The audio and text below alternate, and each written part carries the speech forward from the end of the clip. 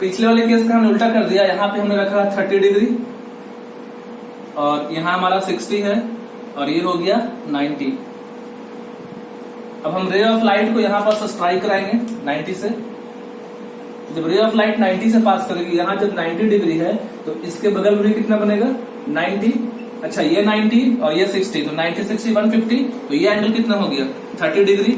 अब हम सरफेस पे बनाएंगे नॉर्मल। जब नॉर्मल को ड्रा किया तो नॉर्मल और ये आपका इंसिडेंट रे है, तो इसके बीच में जो एंगल बना उसे बोलते हैं हम लोग एंगल ऑफ इंसिडेंस। तो पूरा होता है 90 डिग्री और जब पूरा 90 है तो ये बचा हुआ पार्ट कितना हुआ 60, तो हमारा एंगल ऑफ इंसिडेंस कितना हो गया 60 डिग्री। Angle of incidence 60 degree. अब क्रिटिकल एंगल ग्लास की होती है 45 डिग्री। तो यहाँ पर क्या होगा कि जो लाइट है वो आपका बाहर नहीं जाएगा, क्योंकि यहाँ पे होगा टोटल इंटरनल रिफ्लेक्शन। आपका एंगल ऑफ इंसिडेंस बड़ा है क्रिटिकल एंगल से, तो ऐसे केस में क्या करेगा प्रिज्म कि रे ऑफ लाइट को अंदर ही रिफ्लेक्ट कर देगा। तो यहाँ से लाइट भी कुछ रिफ्लेक्टेड हुई और ये 60 है और पूरा होता है 90 डिग्री, तो ये बचा हुआ पार्ट कितना हुआ 30 और ये 30, तो ये पूरा होगा 90, तो ये हो गया कितना 60। अच्छा ये ट्रायंगल देखेंगे 60 और 30, 60 30 कितना हो गया 90, तो 60 30 जब 90 हो गया तो उसके बाद हम क्या करेंगे कि 30 60 90, तो बचा हुआ पार्ट कितना हो गया 90 डिग्री। सॉरी यहाँ पर एक करेक्शन है, जैसे ये हमारा इंसिडेंट रे है और ये हमारा नॉर्मल है, तो इंसिडेंट रे और नॉर्मल के बीच में जो एंगल बना है इसे बोलते हैं एंगल आई। और इस बार क्या हमारा कि एंगल आई 60 डिग्री है, ठीक है, और क्रिटिकल एंगल 45 है। तो क्रिटिकल एंगल छोटा है, एंगल ऑफ इंसिडेंस बड़ा है, तो टोटल इंटरनल रिफ्लेक्शन होगा। और ये जो लाइट गई रिफ्लेक्टेड हुई है, तो आपको पता है कि नॉर्मल और रिफ्रैक्टेड रे के बीच में जो एंगल है वो है एंगल आर, और एंगल आई बराबर होता है angle r, means angle of incidence बराबर एंगल ऑफ रिफ्रैक्शन। तो जब एंगल ऑफ इंसिडेंस 60 है तो एंगल ऑफ रिफ्लेक्शन भी कितना हो जाएगा, वो भी हो जाएगा 60 डिग्री। Angle i equal to angle r आपने पढ़ा होगा लॉ ऑफ रिफ्लेक्शन में, और जब ये 60 तो ये बचा हुआ पार्ट कितना हो गया 30, तो 30 30 कितना हो गया 60, तो ये एंगल कितना बचा 120 डिग्री। अब ध्यान सुनेंगे कि जब लाइट हमारे यहां से जाएगी तो यहां पास बनेगा 120 डिग्री। अब आप इस सरफेस पे ड्रॉ करोगे एक नॉर्मल, तो जब पूरा 120 है और इतना सा पार्ट हमारा होता है 90, आपको पता है कि राइट एंगल में ये जो एंगल बनता है 90 होता है, तो पूरा है 120 और इतना सा पार्ट है 90 है, तो बचा पार्ट कितना हुआ 30। अब ये हमारा हो गया नॉर्मल और ये हमारा हो गया इंसिडेंट रे। स्टूडेंट्स यहाँ पर ध्यान देंगे कि यहाँ जो ट्रायंगल बना था यहाँ पे एंगल था 30, यहाँ पे था एंगल 30, तो यहाँ जो पूरा एंगल बनेगा वो बनेगा 120 डिग्री। मैंने बोला पूरा एंगल ट्रायंगल में। और जब आप यहाँ पास ड्रॉ करोगे नॉर्मल, तो नॉर्मल कितना होता है 90 डिग्री, तो ये बचा हुआ पार्ट कितना हो गया, ये जो पार्ट है ये हो जाएगा आपका 30 डिग्री बचा हुआ पार्ट। और ये आपका नॉर्मल था, तो नॉर्मल और इंसिडेंट के बीच में एंगल कितना बना 30 डिग्री। तो अब आपका हो गया एंगल ऑफ इंसिडेंट 30 डिग्री और क्रिटिकल एंगल है 45 डिग्री। एंगल ऑफ इंसिडेंस छोटा है क्रिटिकल एंगल से, तो लाइट की बेंडिंग होगी कहाँ होगी बेंडिंग अवे फ्रॉम नॉर्मल, तो लाइट कुछ इस तरह से पास कर जाएगा। तो हम लोग ऐसे करते हैं अपने प्रिज्म वाले क्वेश्चन को। आइए एक और एग्जाम्पल देखते हैं। ये हमारा प्रिज्म हो गया और यहाँ पे हमने एंगल लिया 30 डिग्री, यहाँ पास हमारा एंगल है 60, तो ये एंगल हो जाएगा 90 डिग्री। अब हम यहाँ पे रे ऑफ लाइट पर स्ट्राइक कराएंगे। ये रे ऑफ लाइट आई और इसने स्ट्राइक किया तो यहाँ पास 90 है, आप जानते हैं। तो जब यहाँ 90 तो इसके बगल में कितना बनेगा 90 और 90 60 150, तो ये एंगल कितना हो गया 30। अब हम क्या करेंगे, यहाँ पास ड्रॉ करेंगे नॉर्मल, ये हमारा नॉर्मल हो गया। अब क्या है कि ये जो एंगल है वो 30 है और पूरा कितना होता है, पूरा होता है 90, तो ये बचा ये पूरा 90 होता है, तो जो बचा हुआ पार्ट है वो हो गया 60। तो हमारा ये आपका नॉर्मल, ये इंसिडेंट रे, तो इंसिडेंट रे और नॉर्मल के बीच में जो एंगल है बोलते हैं एंगल आई।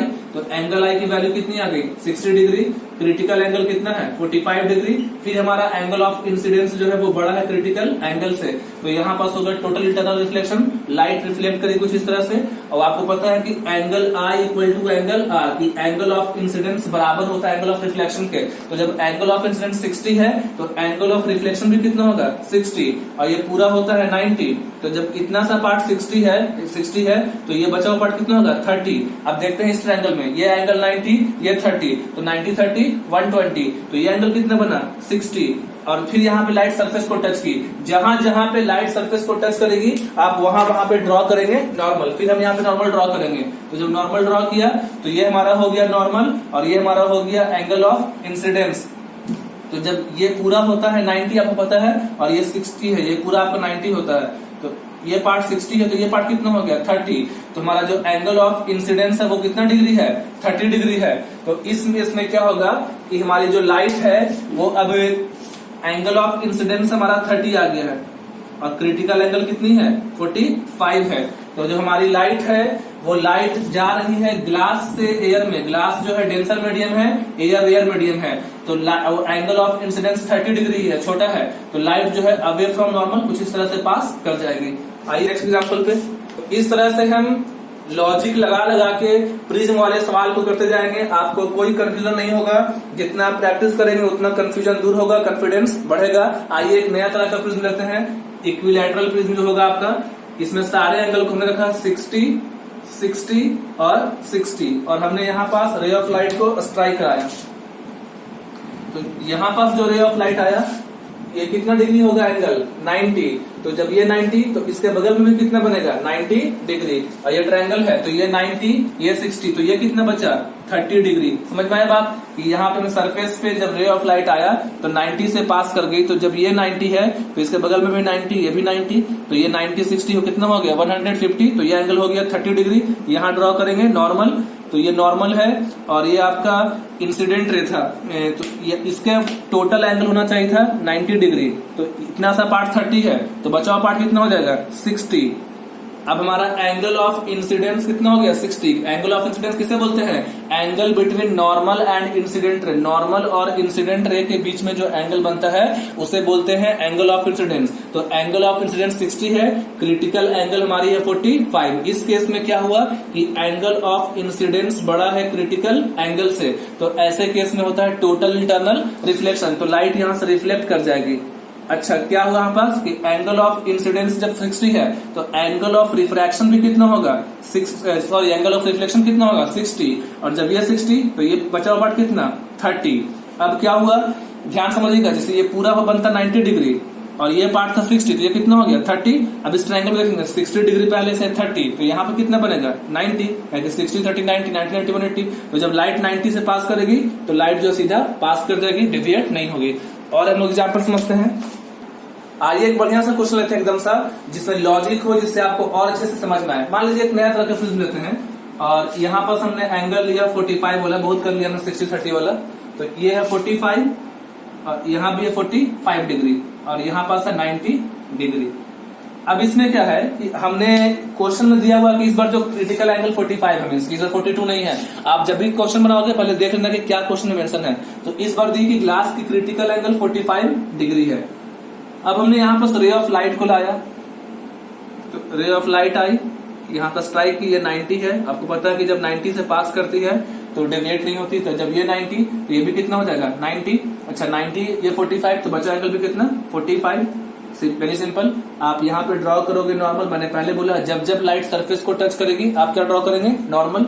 ये नॉर्मल हो गया और ये इंसिडेंट रे है, तो इंसिडेंट रे और नॉर्मल के बीच में कौन सा एंगल बनता है एंगल ऑफ इंसिडेंस। ये पूरा होना चाहिए था 90, बचा हुआ पार्ट 45 तो ये भी कितना हो गया 45। अब समझिए यहाँ पास ये इंसिडेंट रे है और ये नॉर्मल है, तो इंसिडेंट रे और नॉर्मल के बीच में कौन सा एंगल बनता है angle of incidence. Angle of incidence और आपकी एंगल ऑफ इंसिडेंस कितना है 45 डिग्री और आपका क्रिटिकल एंगल भी क्या है 45 डिग्री। याद करो मैंने वीडियो के फर्स्ट में बताया था, इसके लास्ट पहले वाले पार्ट में प्रिज्म का जो रे डायग्राम है कि जब एंगल ऑफ इंसिडेंस बराबर हो जाता है क्रिटिकल एंगल से तो वो लास्ट केस होता है रिफ्रैक्शन का। तो इस बार जो हमारी लाइट है वो न बाहर जाएगी न अंदर आएगी, हमारी जो लाइट है वो इस सरफेस को टच करते हुए पास कर जाएगी, इसे ही बोलते हैं ग्रेजिंग इमर्जेंस। याद आया।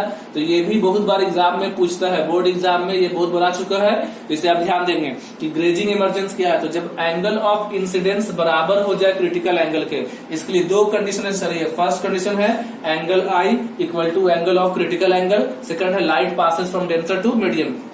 2 मार्क्स 3 मार्क्स के क्वेश्चंस में एग्जाम में पूछता है आपसे, ये बहुत बार बोर्ड का क्वेश्चन आ चुका है कि what are the 2 condition for grazing emergence. Grazing emergence के लिए 2 कंडीशन क्या, फर्स्ट लिखेंगे angle i equal to critical angle, means angle of incidence critical angle के बराबर हो, सेकंड हो लाइट पास करे डेंसर से रेयर में। अब ये हमारा सबसे नए तरह का सवाल है, ये जो मेरा लास्ट क्वेश्चन है मेरा वीडियो का, इसके बाद आपको क्वेश्चन दूंगा प्रैक्टिस के लिए। ये सबसे लास्ट और सबसे हट के क्वेश्चन है। ये मेरा जो है वो एक पीस है ग्लास का, इस बार ठीक है, ये ग्लास का पीस हो गया और यहाँ पास हमने एक दे रखा है कि ये जो एंगल है वो आपकी है 42 डिग्री यहाँ पास, और इस क्वेश्चन में हमारा क्रिटिकल एंगल भी कितना है 42 है। तो अब आप ध्यान देंगे कि यहाँ बाकी चीज को हमको पूरा करना, तो क्या ये हमारा इंसिडेंस एंगल है? नहीं। मैंने क्या बोला था कि जब भी लाइट स्ट्राइक करे सरफेस पे आप सबसे पहले क्या बनाओ, नॉर्मल, कि जब भी लाइट स्ट्राइक करती है सरफेस पे, अच्छा यहाँ से जो लाइट गई है वो पास कितना से की है, तो यहाँ से पास करके गई, यहाँ 42 है, तो आप यहाँ क्या करोगे, ड्रा करोगे नॉर्मल, तो ये नॉर्मल हो गया। अच्छा ये पूरा कितना होना चाहिए था 90, तो जब ये पूरा 90 है और इतना सा पार्ट 42 है, तो ये बचा हुआ पार्ट कितना हो जाएगा 48 डिग्री। अब हमारा क्या है कि एंगल ऑफ इंसिडेंस क्या होता है, आप बोलेंगे कि आप बार एक ही चीज रिपीट कर रहे हैं, तो समझाने के लिए बोलना पड़ता है कि एंगल ऑफ इंसिडेंस का वैल्यू है 48 डिग्री और क्रिटिकल एंगल है 42 डिग्री, तो एंगल ऑफ इंसिडेंस बड़ा क्रिटिकल एंगल से, तो ऐसे केसेस में होता है टोटल इंटरनल रिफ्लेक्शन। तो अब हमारी जो लाइट है यहां से रिफ्लेक्ट होगी, तो जब लाइट रिफ्लेक्ट होगी तो कुछ इस तरह से रिफ्लेक्ट हुई, तो जब एंगल ऑफ इंसिडेंस 48 तो एंगल ऑफ रिफ्लेक्शन भी कितना 48, क्योंकि आपको पता है कि होता है angle i equal to angle r, तो ये भी 48 हो गया। अच्छा पूरा होता है 90, तो जब ये पूरा 90 है और ये इतना सा पार्ट 48 है, तो बचा पार्ट कितना 42, और यहाँ पर 90 दे रखा है, ये 90 था, तो ये 90, तो ये 42, तो यहाँ भी एक ट्रायंगल बना, यहाँ भी कितना 48। अब आप क्या करोगे, यहाँ पे आप ड्रॉ करो नॉर्मल, तो हमने यहाँ पर नॉर्मल ड्रा किया और ये इंसिडेंट रे था, ठीक है, तो इंसिडेंट रे और नॉर्मल के बीच में जो एंगल बनता है उसे बोलते हैं एंगल ऑफ इंसिडेंस। तो ये पूरा जब 90 हो जाएगा और ये इतना सा पार्ट 48 है, तो बचा हुआ पार्ट कितना हुआ 42, और ये हमारा नॉर्मल था, तो नॉर्मल और इंसिडेंट रे के बीच में जो एंगल बना उसे बोलते हैं एंगल आई। तो एंगल आई की वैल्यू कितनी आ गई 42, और क्रिटिकल एंगल भी कितना है 42। अगेन क्या हुआ, एंगल आई बराबर हो गया क्रिटिकल एंगल के, और आप जानते हैं ऐसे केसेस में लाइट जो है बेंड नहीं करती है, मींस लाइट ना बाहर जाएगी ना अंदर, लाइट सरफेस को ग्रेज करते हुए पास कर जाएगी, तो यहां से जो हमारा लाइट है वो कुछ ऐसे पास कर जाएगा, इसे बोले ग्रेजिंग इमरजेंस। फिर से समझ लेते हैं इसे, हमने एक ग्लास का पार्ट लिया था और ये हमारी लाइट स्ट्राइक की, यहाँ पे जो एंगल दे रखा था 42, तो जब ये एंगल 42 है तो आप पहले यहाँ पे ड्रॉ करना नॉर्मल, आप नॉर्मल ड्रॉ करोगे तो पूरा इतना होना चाहिए था 90, तो ये 42 था, तो बचा हुआ पार्ट हो गया 48, और क्रिटिकल एंगल 42 गिवन था आपका, तो एंगल ऑफ इंसिडेंस बड़ा आया किससे, क्रिटिकल एंगल से, ये 48 था, तो इंटरनल रिफ्लेक्शन हुआ, तो जब एंगल ऑफ इंसिडेंस 48 तो एंगल ऑफ रिफ्लेक्शन भी 48, तो लाइट हमने कुछ यहाँ स्ट्राइक कराया, पूरा होना चाहिए था 90, तो जब ये पार्ट 48 तो बचा पार्ट 42, एक ट्रायंगल बना 42 90, तो ये रिमेनिंग एंगल 48, जब ये 48 तो यहाँ ड्रॉ किया नॉर्मल, जब नॉर्मल ड्रॉ करेंगे तो पूरा होना चाहिए था 90, तो बचा पार्ट 42, और इस पार्ट पे क्या हुआ, इस पॉइंट पे पहुंचने के बाद कि हमारा एंगल आई बराबर हो गया क्रिटिकल एंगल के, तो जो लाइट है वो सरफेस को ग्रेज करते हुए पास कर गई। तो ये हमारा पूरा वीडियो समाप्त हुआ किस पे टॉपिक पे, प्रिज्म रे डायग्राम, पाथ ऑफ रे थ्रू प्रिज्म। बहुत सारे स्टूडेंट्स का प्रॉब्लम था कि सर जब लाइट प्रिज्म में पास करती है तो क्या उसका पाथ होता है, मींस जब लाइट पास करेगी प्रिज्म में, कि when light passes from prism, तो इस पे हमने 5-6 एग्जांपल लिया। माय डियर स्टूडेंट्स, आप प्लीज प्रैक्टिस करें, आप जितना प्रैक्टिस करेंगे उतना आपका कंफ्यूजन दूर होगा, कॉन्फिडेंस बढ़ेगा। That's all, thank you, have a nice day.